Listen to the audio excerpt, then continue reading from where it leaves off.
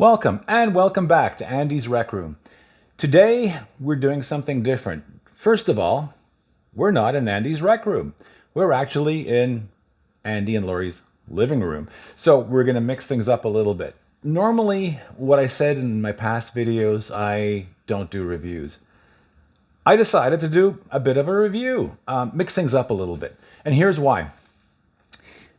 Fosi offered to send me the Q6 DAC. It's a new DAC just coming out now. And I was going to integrate it into my system specifically for subwoofer duty. And it would be an absolutely perfect match for that. And it will be, because I will be adding it to my system a bit later. So this might end up being a bit of a part 2 scenario for the studio situation. What I'm going to do today is just talk a little bit about it in a normal home environment, and how it would integrate into a more traditional or even slightly older system, as we're going to see in a minute here. The advantage of this unit, if you have sort of modest equipment, is it'll bring it up right to current standard. Absolutely top spec. Frankly, I'm kind of blown away how good it sounds. I'm a bit of a snob. I like listening to music for relaxation, either at 2496 or 24192. I just find there's a smoothness to the sound. Now, there's tons of arguments that, they're all good, and they are all good, but I find a bit of a refinement when you get into that sampling rate and bit depth. However, I gotta say, this thing from regular good old CDs is sounding incredibly smooth. I asked my wife to have a listen to one of the records that I was playing, and she's very familiar with it. And I said, hey, do you notice a difference in sound? And she said, yeah, there's more clarity.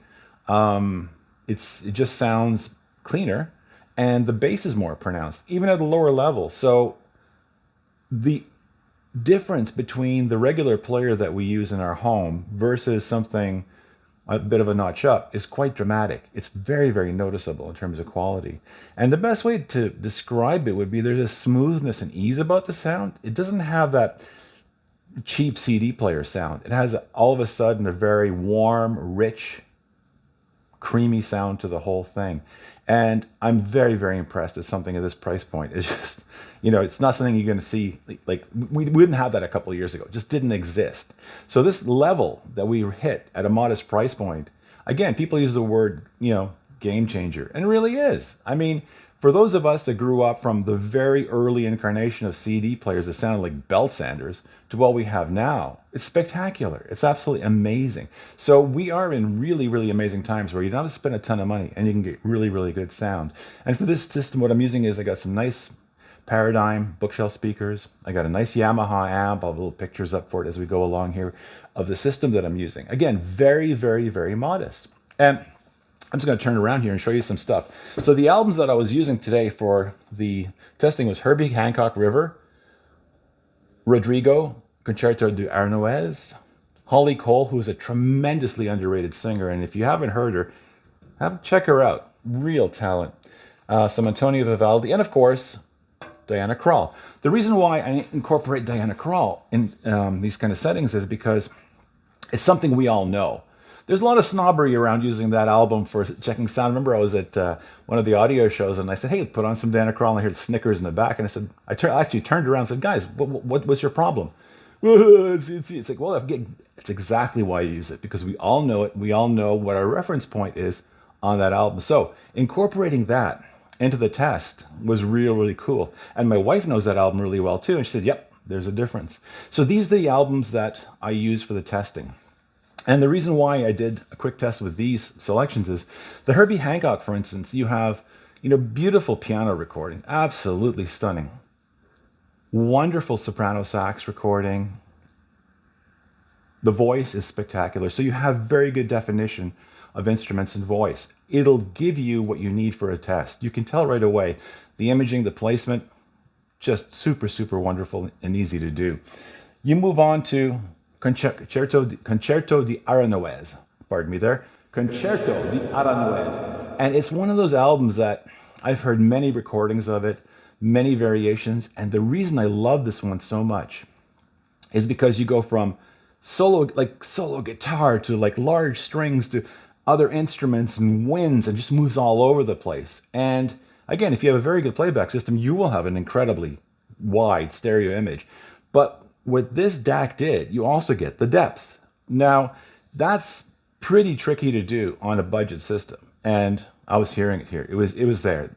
All the elements you look for in a high-end system were present. And I'm trying to use words that aren't too pretentious. I mean, a lot of people start, blurting out phrases, but there is an element of your brain can deduce that depth. It can hear the stereo spacing, and that's what we're getting with this. Again, for the price point, it's absolutely amazing. Then moving on to Holly Cole, she's got an incredibly good voice. And this particular recording, what you have here, Shade, it's quite a few years old now, but it's spectacular. Again, a lot of clarity in the actual recording. If your system can reproduce it, it is mind-blowing how good that album is. And of course, when you move on to Vivaldi and, nice standard classical recording on the good old Deutsche Grammophon label, you get, again, something we kind of all know, we've all heard. And it was just lovely, detailed, beautiful depth to it. And of course, coming back to Diana, it was just lovely. I mean, you got Al Schmidt, who's one of the best, recording engineers of all time. So you got truly, truly a wonderful benchmark there to listen to the music. And the system that we used, I will have some photos coming up here, is an old Sony DVD player. I won it in a raffle, I don't know, decades ago. Back then we still had a store here called Eaton's, if you remember that. And it was a free DVD player. And it's been, workhorse for decades. And it had a SPDIF out. So hooking up a SPDIF out on a super cheap DVD player to this lovely little DAC and into the nice Sony integrated amplifier, the sound was just remarkable. Again, it's budget. It is super budget. And I'm not saying you have to buy cheap gear, but dang, this stuff sounds great. So going through the diverse styles of music, playing it in my home system that, my wife and I are very familiar with, it just elevated, the listening experience tremendously. And this isn't my usual area I listen to music. I typically do it in my studio on my current system I'm building. But it was a real eye-opener. So I hope you guys go out and check this device out. I can't say enough good things about it. I'm actually floored. And like I said, this will probably be a part 1 because this was just a listening test with these selections in my home environment.